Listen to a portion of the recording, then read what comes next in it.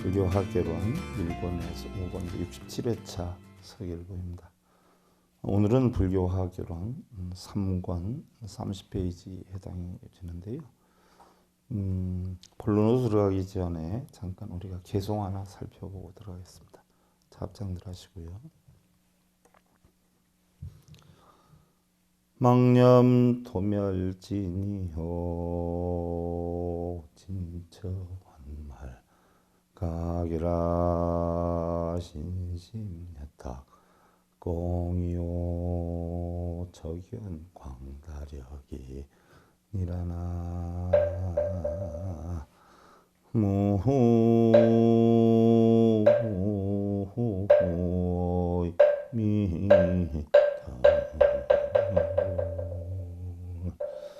자, 망념 도멸진이요 진처 환말가이라. 모든 생각 더함없이 모두 끊고 끊었다는 생각마저 잊어버려라. 이 공한 이치 하나예요.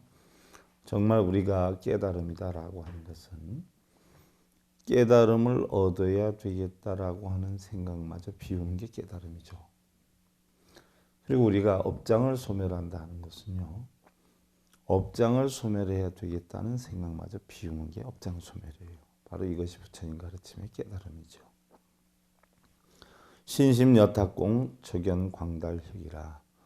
몸과 마음이 맑은 허공과 같을 때 고요한 광명이 자연스레 빛나리라. 고요한 광명이라는 것은요, 본성을 나타내지요. 우리가 광명이다라고 하면 일반적으로 비로자나 부처를 나타내죠. 비로자나 부처님의 그 법신이 결국은 광명 변조거든요. 진공묘유의 이치다. 일반적으로 우리가 진공묘유의 이치다라고 하는 법화의 진 것이고요. 바로 금강과 같이 견고한, 허공과 같이 견고한 이치다라고 하면 우리는 금강경의 이치다 이렇게 볼 수가 있는데요. 금광의 이치든 진공묘유의 이치든 결국 우리의 본성은 다 텅텅 비어 있다. 이러한 것이 부처님 가르침이다. 바로 부처님 가르침 입각해서 우리가 깨달음을 얻어야 된다는 이야기죠. 자, 우리가 지난 시간에 불교 계율의 성립 가운데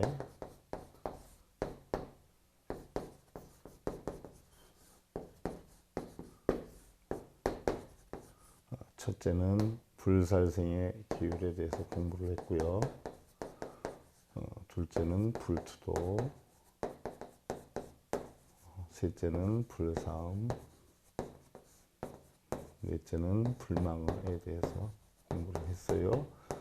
오늘은 다섯 번째로 불음주의 계율. 그래서 우리가 불살생, 불투도, 불사음, 불망어를 근본 사계다 이렇게 표현했어요. 근본 사계다.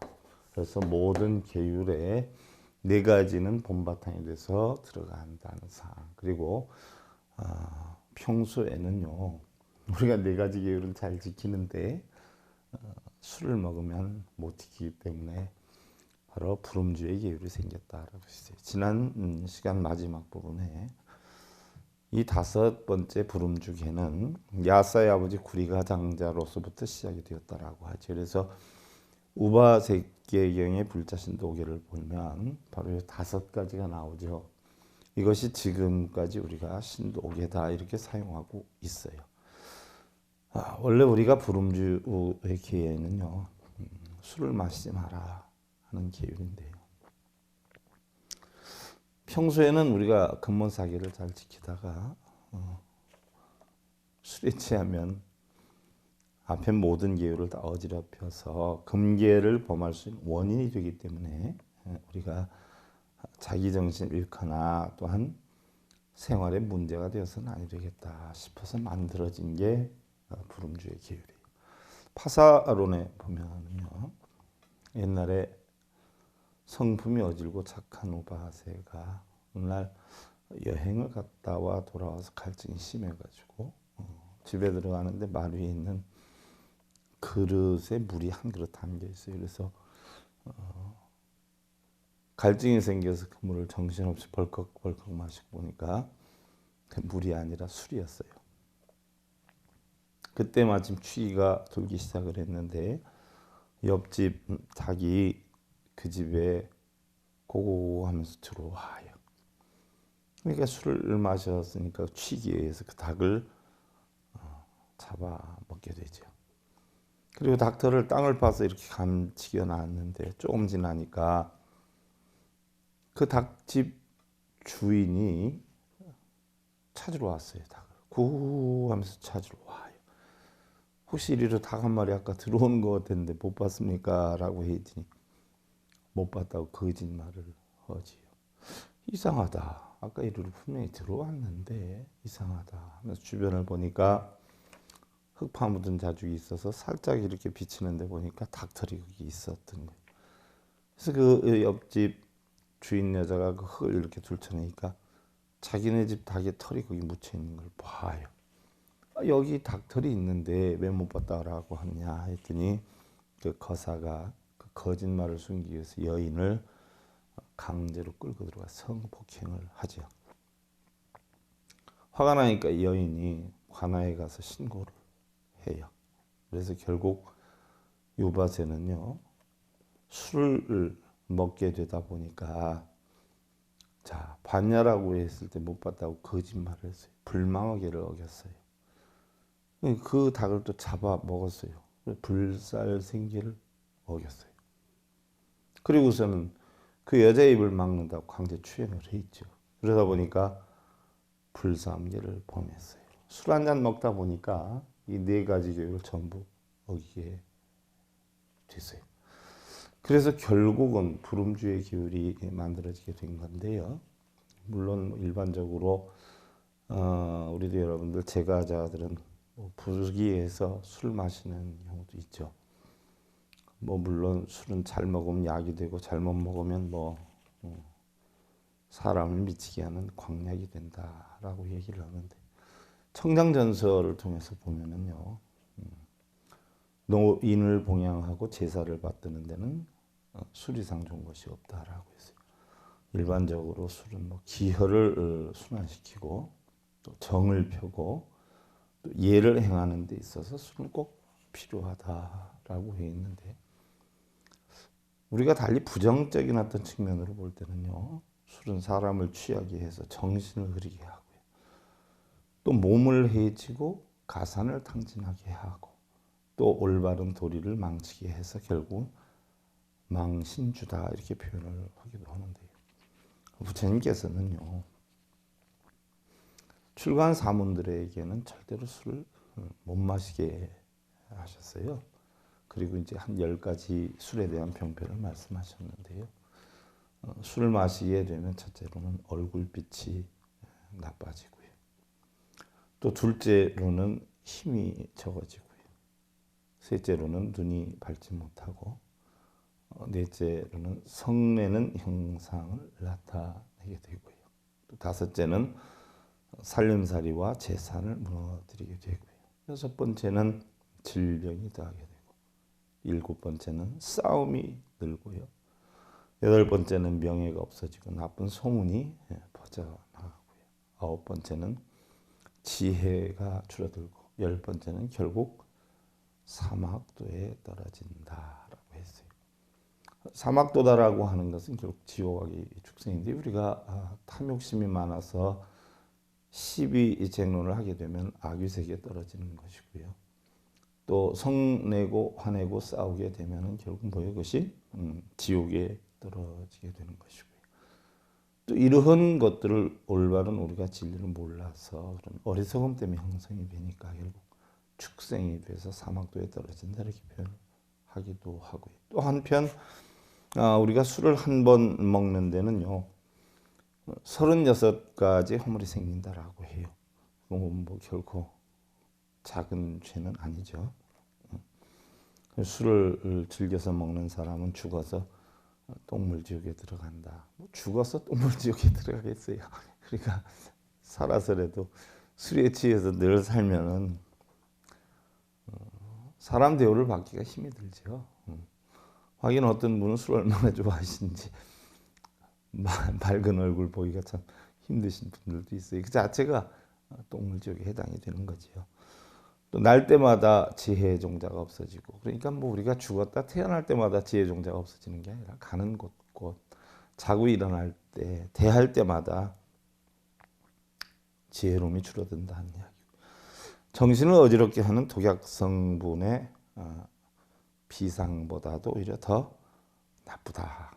그래서 경전에 이르시되요, 차라리 구리쇠물을 마실지언정 술은 마시지 마라 라고 했어요. 어찌 경계하지 않겠는가 했는데, 다시 부처님께서 줄을 내어서 말씀하셨죠.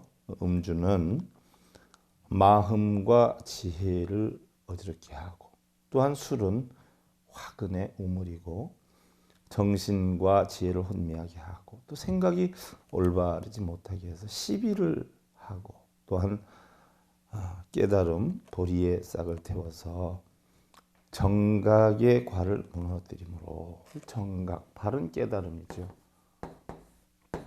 우리 불교에서 쓰는 정이라는 것은 여러분들 바르게 하셔야 돼.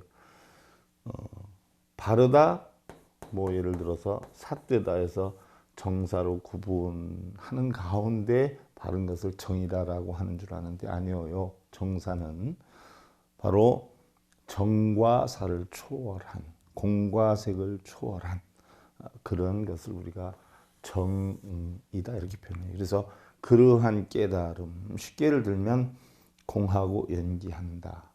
모든 것은 마음에 있다라고 하는 이치의 깨달음. 그러니까 마음 속에는 옳고 그름 자체가 없잖아요. 그렇지 않아요?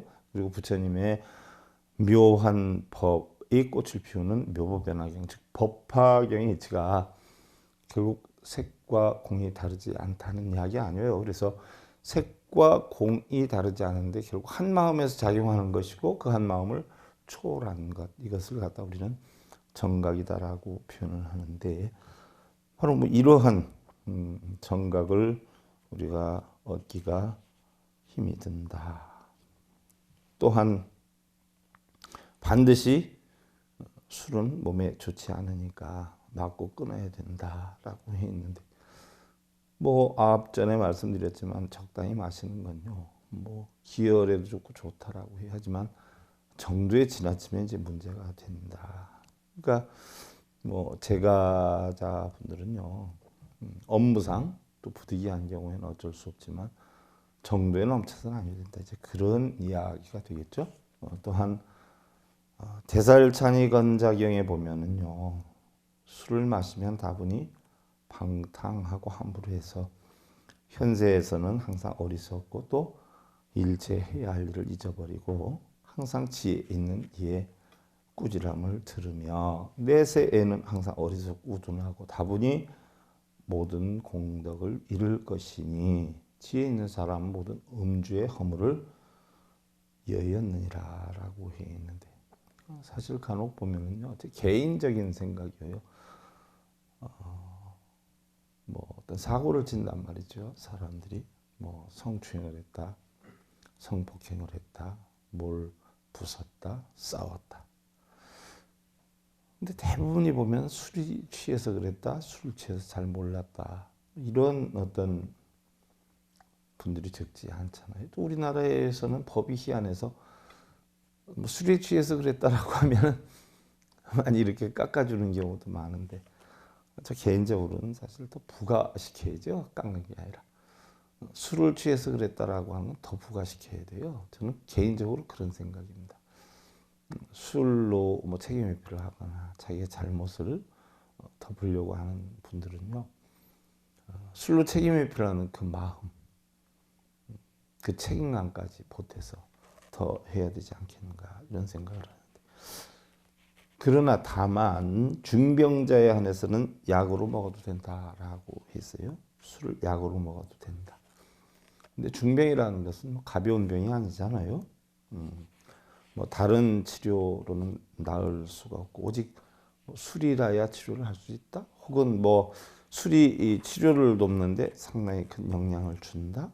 뭐 이런 경우에는 부득이 대중 스님들에게 알리고서 먹되 또한 병이 낫게 되면 더 이상은 마시지 말아야 된다라고 해 있는데, 또 설령 우리가 술을 마시게 된다라고 하면은요, 대중방에 들어가서도 아니 되고, 뭐 스님들 생활하는 방에 들어가서도 아니 되고, 또한 부처님 모신 법당으로 혹여 바람결에라도 냄새가 가면 아니 되기 때문에 예불도 멀리서 해야 된다라고 했어요. 또한 술 마신 뒤에 경을 읽거나 연불하는 것은 허락치를 아니하니, 술을 먹은 뒤 7일이 지나서 완전히 취기가 빠져나간 뒤 목욕을 하고 옷을 갈아입고서야 비로소 대중생활이나 법당 예불이나 송경이나 연불들을 허락한다라고 했어요.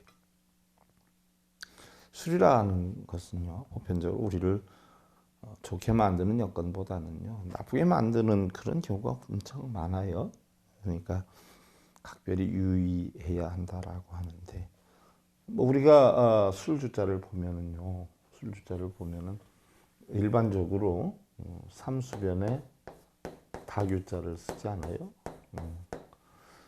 근데 이 삼수변을 바꿔서 쓰면 어떻게 물수자란 말이죠? 물수자, 다규자 이렇게 쓰는 게 술주자인데, 뭐 다른 짐승들 그 전에 저희 어려서 보면은요, 홍수가 나서 강물이 막 범람할 정도로 이렇게 떠내려갈 때 보면, 지금 많이 양성화됐지만 옛날에 뭐 집집마다 있던 축사가 허술했지 않았어요? 그래서 장마 가지고 이러면은요, 그 돼지 막사나 외양간에 있는 소 돼지들이 막 떠내려가요. 그러면 뭐 좋은 일 아닌데 구경 가면 안 되지만, 물이 한참 범람할 때는 강에 물 구경하러 많이 가거든요.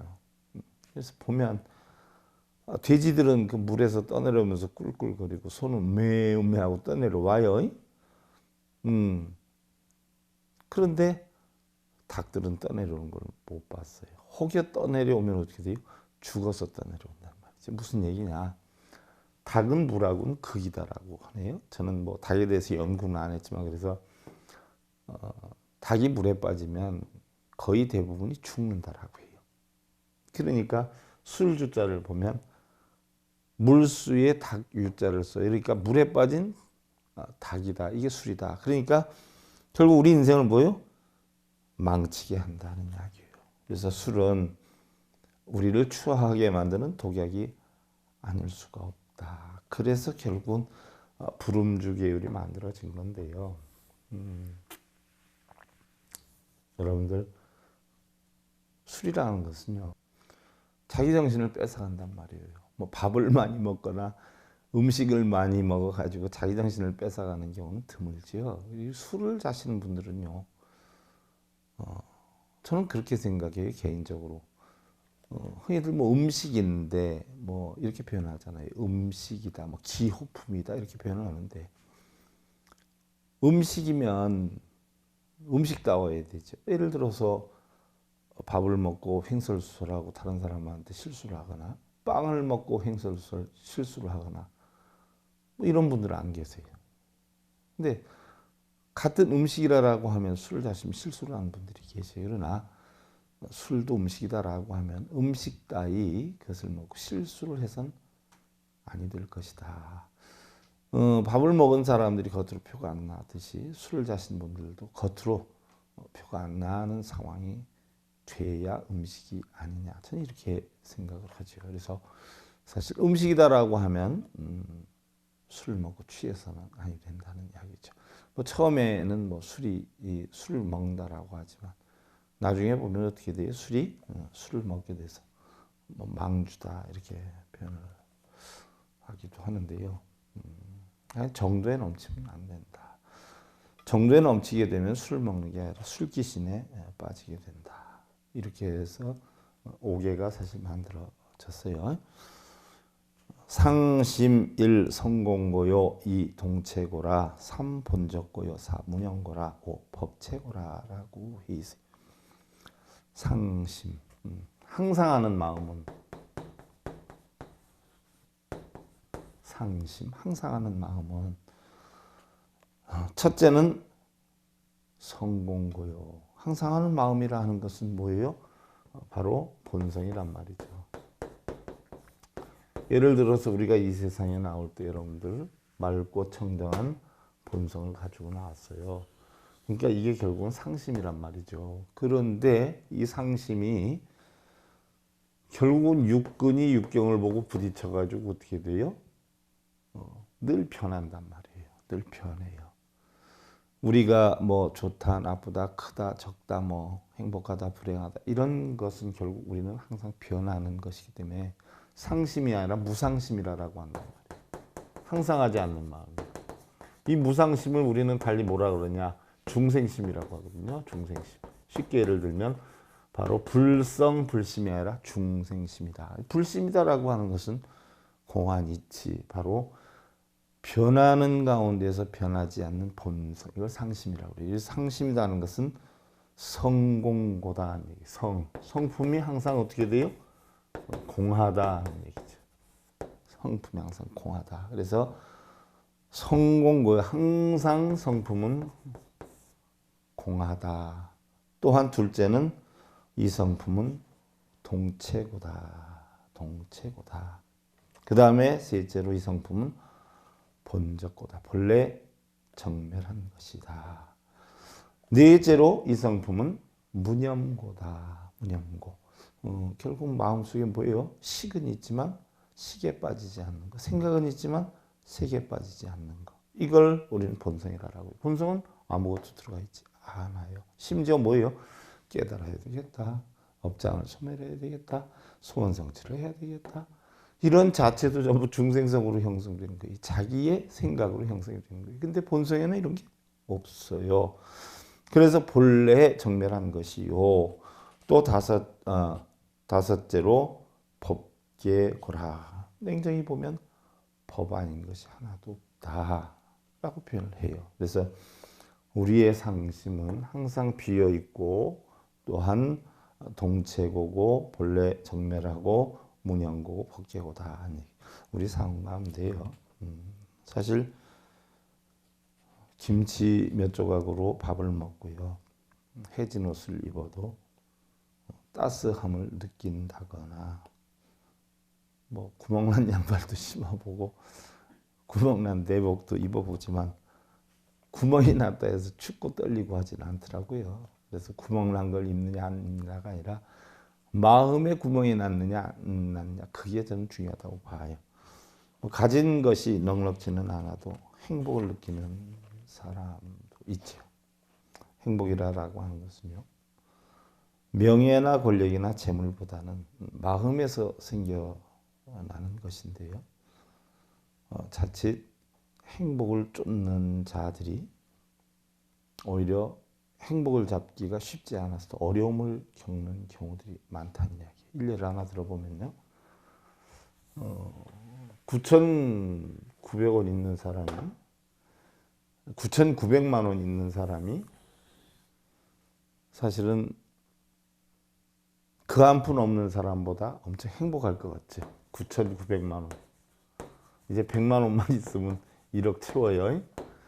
근데 어떤 사람은 뭐 돈 100만 원 정도도 안 갖고 있어. 그러면 이 사람의 100만 원과 이 사람이 100만 원을 채워서 1억이 되는 100만 원의 가치는 얼마나 차이 날까요? 이 100만 원뿐이 없는 사람의 100만 원에 대한 애착과 9,900만 원 있는 사람이 100만 원을 채워서 1억을 만들려고 하는 애착에는 그 집념과 애착이 9,900만 원 가지고 있는 사람이 10배는 더 많다는 얘기예요. 그러니까 100만 원 갖고 있는 사람은 이 돈을 헐어서 남 도와주기는 쉬운데 9,900만 원 있는 사람이 1억을 채우려고 하는 마음에 100만 원을 헐어서 남 도와주기는 힘들다는 이야기예요. 근데 대부분의 분들은 저 사람은 가진 것도 좀 넉넉하고 그런데 좀 베풀고 살지, 이런 마음 갖고 있는 사람 많아요. 또 여러분들 형제 가운데에도 보면 어떻게 돼요? 조금 산다 하는 사람들이 사실은 더 겉으로 보기에 독해 보여요. 더 지독해 보여요. 돈을 허물질 못해요. 왜냐하면 이 집착심 때문에 그래요. 집착심 때문에.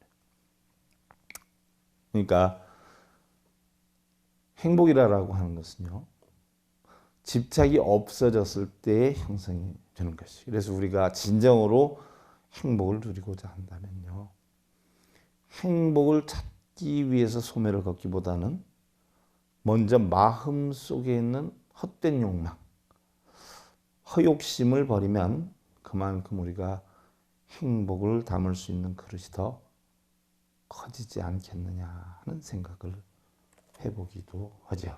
자, 여러분들 그 다음에 우리의 불교의 지범계타법에 대해서 배웁니다. 그러면 불교 계율의 성립이 5가지 계율을 만들었는데 우리 불교의 지범계타법이 뭐냐?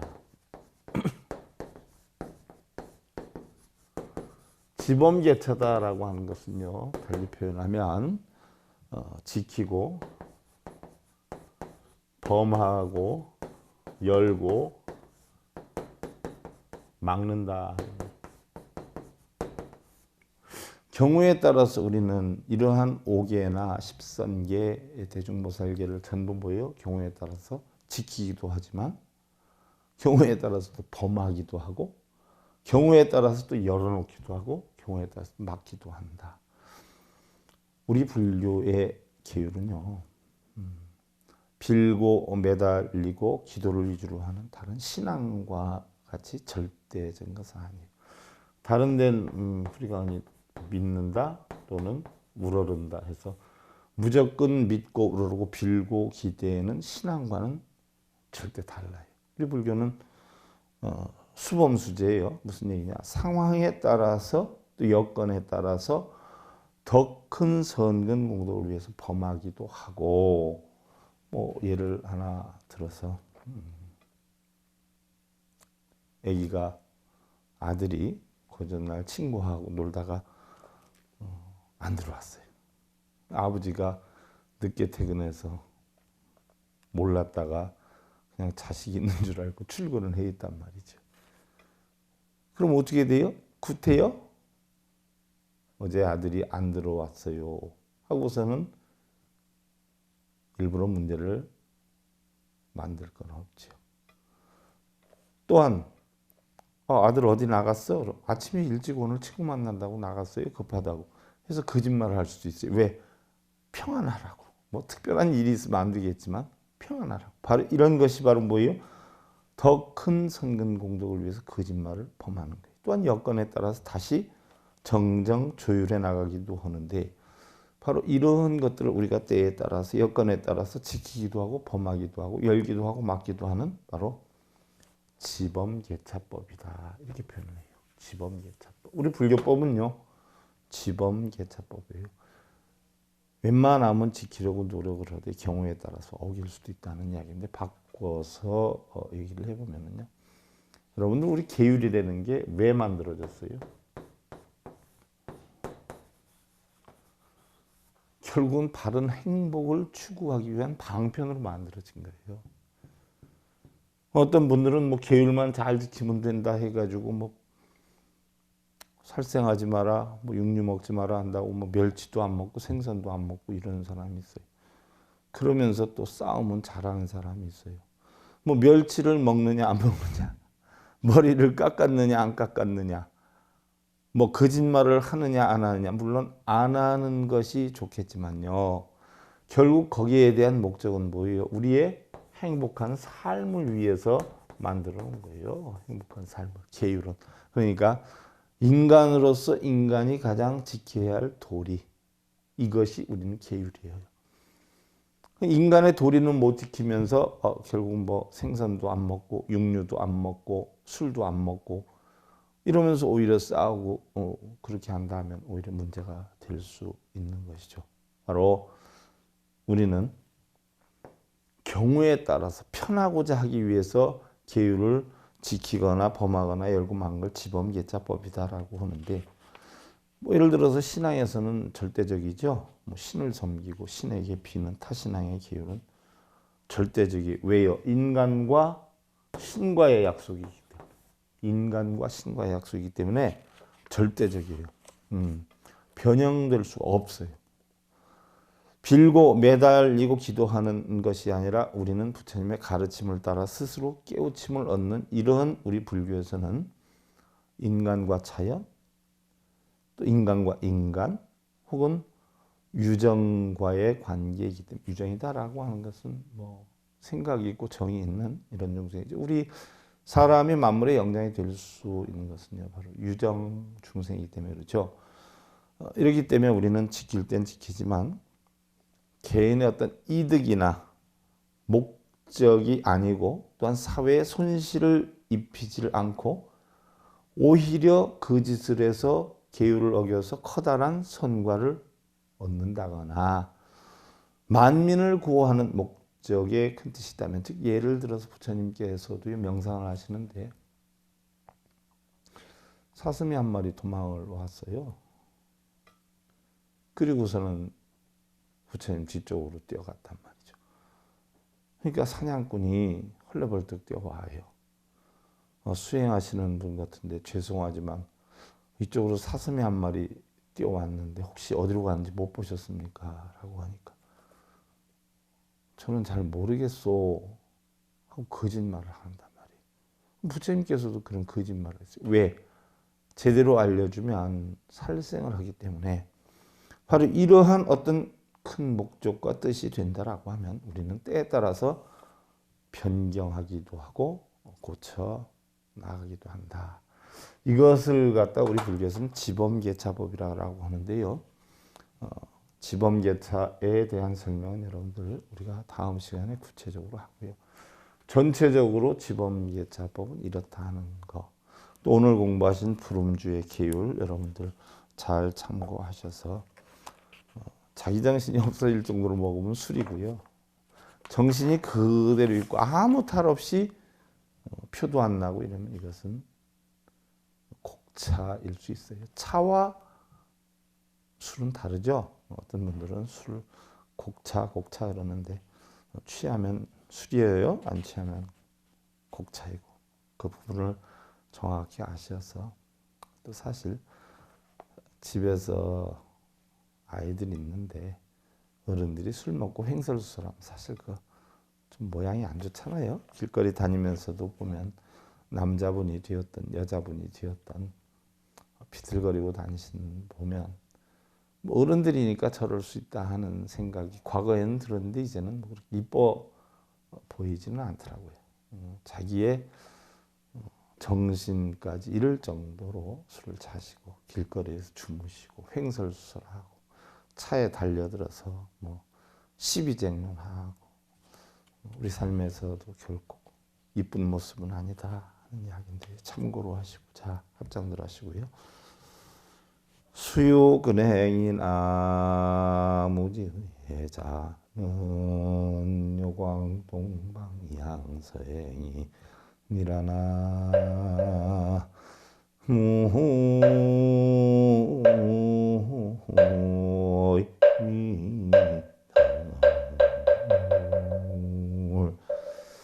지혜로움 없이 닦는 이는 부지런히 행을 하지만 서쪽 길을 동쪽인 줄 잘못 가는 나그네다. 자, 우리는 다 본성이 공예요. 부처님 가르침은 바로 이 공한 본성, 이 불성을 제대로 깨트라라고 했어요. 근데 바로 지혜롭지 못한 이들은 이 불성, 본성을 깨우치는 것이 아니라 여기다 자꾸 담지요. 뭐 해달라, 뭐 해달라, 뭐 채워달라, 뭐 비워달라. 이것이 바로 뭐예요? 아무리 부지런히 열심히 이러한 것을 추구한다라고 해도 이런 분들은 바로 서쪽 길을 동쪽인 줄 잘못 알고 가는 나그네에 지나지 않는다. 바른 불법을 배우라고 하는데 부처님은 전부 버리고 비우고 다 여야한 마음을 지니라라고 했는데 맨날 채우고 빌고 이룬다고 하고 다니는 것은 올바른 지혜로운 수행자는 아니다. 여러분들 참고하셔서 늘 여야한 삶 만드시고요. 불교학개론 1권에서 5권 이제 67회차. 오늘 불교학개론 3권 불음주의 계율과 지범계차에 대해서 살펴봤는데 서일봉입니다. 감사드립니다. 성불하십시오.